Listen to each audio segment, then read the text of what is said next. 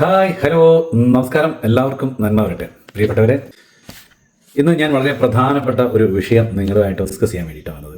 ഇന്ന് വാർത്താ മാധ്യമ രംഗങ്ങളിൽ വളരെയേറെ ചർച്ച ചെയ്യപ്പെടുന്നതും ഇനി വരാൻ പോകുന്ന കാലഘട്ടത്തിൻ്റെ സാധ്യതകളെക്കുറിച്ചുള്ള പഠനങ്ങളുമായിട്ട് ആളുകൾ ഇങ്ങനെ മുന്നോട്ട് പോവുകയാണല്ലോ.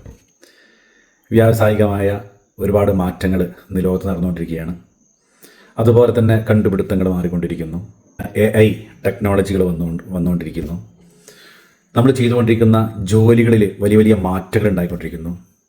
ചില ജോലികളൊക്കെ അപ്രത്യക്ഷമാകുന്നു, കാലഹരണപ്പെട്ടു പോകുന്നു, വംശനാശം സംഭവിക്കുന്നു. വരുമാന മാർഗ്ഗങ്ങൾ പുതിയത് വന്നുകൊണ്ടിരിക്കുന്നു. ഒരുപാട് വിപ്ലവങ്ങൾ ഇങ്ങനെ മാറിക്കൊണ്ടിരിക്കുകയാണ്. നമുക്കൊക്കെ അറിയാം, ഹരിത വിപ്ലവം വന്നു, അതിനുശേഷം സ്റ്റീൽ റെവല്യൂഷൻസ് വന്നു, പ്ലാസ്റ്റിക്, IT മേഖല, ഇങ്ങനെയുള്ള ഒരുപാട് മേഖലകൾ വന്നിരിക്കുകയാണ്. ഇനിയിപ്പോൾ ആരോഗ്യ മേഖലയിൽ ഉണ്ടാകുന്ന ഒരു വലിയ മാറ്റം എന്താണ്, എന്തിനായിരിക്കണം, എങ്ങോട്ടാണ് ലോകം പോകുന്നത് എന്നുള്ളതിനെക്കുറിച്ചൊക്കെ ചെറിയൊരു സാധ്യത അല്ലെങ്കിൽ ഒരു പഠനം ഇന്നത്തെ ഒരു പത്രത്തിൽ വന്ന ഒരു വാർത്ത, അത് വായിച്ചപ്പോൾ ഉണ്ടായ ഒരു ഫീല് നിങ്ങളുമായിട്ടൊന്ന് ഷെയർ ചെയ്യാമെന്ന് കരുതി. നമുക്കറിയാം, ഇന്ന് മനുഷ്യരെല്ലാവരും ജീവിതശൈലി രോഗങ്ങൾക്ക് അടിമപ്പെട്ടുകൊണ്ടിരിക്കുകയാണ്. പണ്ടൊക്കെ വെറും കേട്ടുകേൾവി ഉണ്ടായിരുന്ന പല അസുഖങ്ങളും ഇന്ന് എന്താ പറയുക, അതൊക്കെ ഒരു സാധാരണ അസുഖങ്ങളിലേക്ക് മാറിക്കൊണ്ടിരിക്കുകയാണ്. അപ്പോൾ ഇവിടെയാണ് അടുത്ത ഒരു വിപ്ലവം വരാൻ പോകുന്നത്, വെൽനസ് വിപ്ലവം, വെൽനസ് റെവല്യൂഷൻ ഇനി വരാൻ പോകുക. ഒരുപാട് രാജ്യങ്ങളിൽ വെൽനസ് മേഖല ശക്തി പ്രാപിച്ചുകൊണ്ടിരിക്കുകയാണ്. അതിൽ ഭാരതീയ സംസ്കാരത്തിൽ നിന്ന് ഭാരതത്തിൽ നമുക്കറിയാം, ആയുർവേദമായിരുന്നു നമ്മുടെ ഒരു ചികിത്സാ സമ്പ്രദായ രീതി. എന്നാൽ ഇപ്പോൾ പല കണ്ടുപിടുത്തങ്ങളും കാര്യങ്ങളൊക്കെ ആയിട്ട് എന്താ പറയുക, അലോപ്പതി മേഖലയിൽ വൻ കുതിച്ച് ചാട്ടങ്ങൾ ഉണ്ടായിട്ടുണ്ട്. ഇൻസ്റ്റൻ്റായിട്ട് പല അപകടങ്ങൾ, അതുപോലെ തന്നെ മുറിവുകൾ, ഏറ്റവും വലിയ ആശ്രയം അലോപ്പതി തന്നെയാണ്. എന്നിരുന്നാലും ജീവിതശൈലി രോഗങ്ങൾ ഉള്ളതിനെ ഇല്ലായ്മ ചെയ്യാനും അത് വരാതിരിക്കാനും ആയുർവേദ മേഖലയ്ക്ക് ഇന്ന് ഇന്ത്യയിൽ വലിയ സ്വാധീനമുണ്ട്. അത് കാലഹരണപ്പെട്ടുകൊണ്ടിരിക്കുക. പക്ഷേ ഇന്നിൻ്റെ ആവശ്യകത മനസ്സിലാക്കിയിട്ട് ഇന്ന് ആയുർവേദ മേഖലയെ തിരിച്ചു കൊണ്ടുവരാൻ ഇന്ത്യ ഗവൺമെൻറ്, വിശിഷ്യ നമ്മുടെ കേരള സർക്കാരും ഒക്കെ എടുക്കുന്ന നടപടികളും അവർ അതിനുവേണ്ടി പ്രവർത്തിക്കുന്ന പ്രവർത്തനങ്ങളും ഒക്കെ ഇന്ന് വലിയ ചർച്ചയാണ്. അപ്പോൾ ഞാൻ ആ ഒരു വിഷയത്തിലേക്കാണ് ഞാൻ നിങ്ങളുടെ ശ്രദ്ധയെ കൊണ്ടുപോകുന്നത്. ഇന്ന് കച്ചവട മേഖലയിൽ, വരുമാന മേഖലയിൽ വലിയൊരു വിപ്ലവം ഉണ്ടാക്കാൻ പോകുന്ന ഒരു ഇൻഡസ്ട്രിയാണ് ഡയറക്റ്റ് സെല്ലിംഗ്, അല്ലെങ്കിൽ കമ്മ്യൂണിറ്റി കൊമേഴ്സ് എന്ന് നമുക്ക് പറയാൻ പറ്റും. ആ സാധ്യതയിൽ ആയുഷ് മന്ത്രാലയത്തിൻ്റെ കീഴിൽ അംഗീകാരം കിട്ടുള്ള ഉൽപ്പന്നങ്ങൾ മാർക്കറ്റ് ചെയ്യുന്നതിലൂടെ ഇന്ന് മാനവരാശിയുടെ അല്ലെങ്കിൽ മനുഷ്യരുടെ ജീവിതശൈലി രോഗങ്ങൾ വരാതിരിക്കാനും ഉള്ളതിനെ ഇല്ലായ്മ ചെയ്യാനും ഉതകുന്ന രീതിയിലുള്ള ഒരുപാട് ഉൽപ്പന്നങ്ങളുടെ സാധ്യതയും അതിന് ഈ വരാൻ പോകുന്ന കാലഘട്ടത്തിൽ നമുക്ക് എങ്ങനെ മാറ്റങ്ങൾ ഉണ്ടാക്കാം എന്നതിനെക്കുറിച്ചൊക്കെ ഇന്നൊരു പത്രവാർത്ത, ചെറിയൊരു പത്രവാർത്ത നിങ്ങളിലേക്ക് മുന്നിലേക്ക് എത്തിക്കുക എന്നുള്ളതാണ്. അപ്പോൾ നമുക്ക് അതിലേക്കൊന്ന് പോകാം. ഇത് നിങ്ങൾ കാണുക, 2026 തീയതി വ്യാഴാഴ്ച അല്ലേ, മാതൃഭൂമി പത്രം. ആ പത്രത്തിൽ വന്നിട്ടുള്ള ഒരു വാർത്ത, ഒരുപാട് വാർത്തകളുണ്ട്, എന്നിരുന്നാലും ആ ഒരു വാർത്തയിലേക്ക് ഞാൻ നിങ്ങളുടെ ശ്രദ്ധയെ ക്ഷണിക്കുകയാണ് അല്ലേ. അതിന് 1, 2, 3, മൂന്നാമത്തെ പേജ് കഴിഞ്ഞു, 4 കഴിഞ്ഞു, 5-ാമത്തെ പേജിൽ ഒരു വാർത്ത വന്നിരിക്കുകയാണ്. ആയുർവേദ ഗവേഷണ കേന്ദ്രത്തെ ലോകോത്തര നിലവാരത്തിലേക്ക് ഉയർത്തണം മുഖ്യമന്ത്രി. കണ്ണൂർ കല്യാട്ട് അന്താരാഷ്ട്ര ആയുർവേദ ഗവേഷണ കേന്ദ്രം ഉദ്ഘാടനം ചെയ്ത് മുഖ്യമന്ത്രി പിണറായി വിജയൻ കെട്ടിടം കാണുന്നു. ആരോഗ്യമന്ത്രി വീണ ജോർജ്, KK ശൈലജ MLA എന്നിവർ സമീപം. ഫോട്ടോ ഉണ്ടല്ലോ, ഓക്കെ. ഇനി ഈ വാർത്തയുടെ ഉള്ളടക്കം, ഈ ഉള്ളടക്കത്തിലേക്ക് നമുക്കൊന്ന് എത്തിക്കാം. ഈ ആയുർവേദ മേഖല എന്നായിരുന്നു ഇന്ത്യയിൽ തുടങ്ങിയെന്നും അത് എങ്ങനെയാണ് ഇന്ത്യയിൽ നിന്ന് മാറിയത് എന്നും അതിന് ചരിത്രപരമായ എന്തെങ്കിലും ബന്ധങ്ങളുണ്ടോ എന്നും ഇന്നത്തെ ഈ കാലഘട്ടത്തിൽ ആയുർവേദ മേഖലയ്ക്ക് ഗവൺമെൻറ് ഭാഗത്തു നിന്നുമുള്ള സാധ്യത എന്താണ് എന്നും അതിനെ നിയന്ത്രിക്കാൻ ഓർഗനൈസേഷൻസ് വല്ലതും ഉണ്ടോ എന്നുള്ളതൊക്കെ നമുക്കറിയാം. ഇന്ന് ആയുഷ് പറയുന്നത് ഇന്ന് ഭാരതത്തിൽ ആയുർവേദ മേഖലയെ പരിപോഷിപ്പിക്കുന്ന ഒരു മന്ത്രാലയമാണ്. അതിന് കേന്ദ്രത്തിൽ മന്ത്രിയുണ്ട്, കേരളത്തിൽ മന്ത്രിയുണ്ട്. അവരുടെയൊക്കെ മുന്നിൽ വെച്ചുകൊണ്ട് മുഖ്യമന്ത്രി പറഞ്ഞിട്ടുള്ള കാര്യങ്ങൾ, നമ്മൾ ആയുഷ് മന്ത്രാലയത്തിൻ്റെ ഒരു പ്രധാനപ്പെട്ട വ്യക്തിയും ഈ ഒരു പ്രോഗ്രാമിൽ പങ്കെടുത്തു എന്നുള്ളതാണ്. അപ്പോൾ എന്താണ് ആ വാർത്ത, ചരിത്രപരമായൊരു വാർത്ത എന്താണെന്ന് നമുക്ക് നോക്കാം.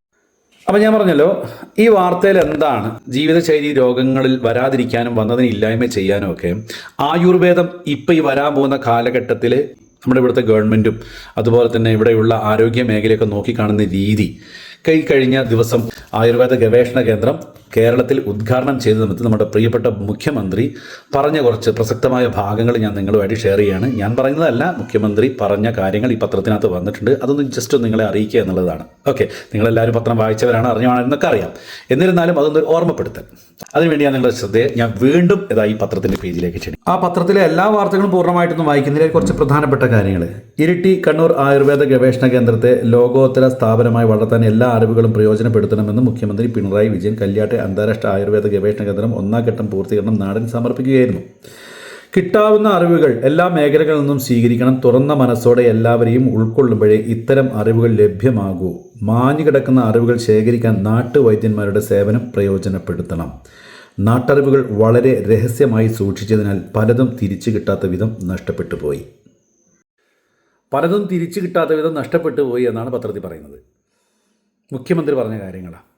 എന്നാൽ അത് എവിടെ നിന്നാണ് നഷ്ടപ്പെട്ടു പോയതും അത് എന്തു കാരണത്താണ് നഷ്ടപ്പെട്ടു പോയത് എന്നുകൂടി ഇനി അടുത്ത വരികളിലൂടെ നമുക്ക്. അലോപ്പതിയെ പ്രോത്സാഹിപ്പിക്കുന്നതിൻ്റെ ഭാഗമായി ബ്രിട്ടീഷ് ഭരണകാലത്താണ് ആയുർവേദത്തിന് ചികിത്സാരീതി എന്ന പദവി നഷ്ടമായത്.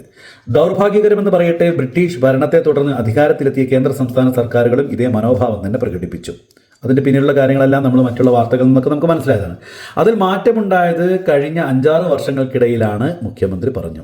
ഗവേഷണ കേന്ദ്രത്തിന് ഔഷധത്തോട്ടത്തിനായി കൂടുതൽ സ്ഥലം വേണ്ടതുണ്ടെങ്കിൽ അതും ഏറ്റെടുക്കുമെന്നും ഉദ്ഘാടന ചടങ്ങിൽ പ്രമുഖരായ ആയുർവേദ വിദഗ്ധരെ കൂടി ഉൾപ്പെടുത്താമായിരുന്നു എന്നും മുഖ്യമന്ത്രി കൂട്ടിച്ചേർത്തു.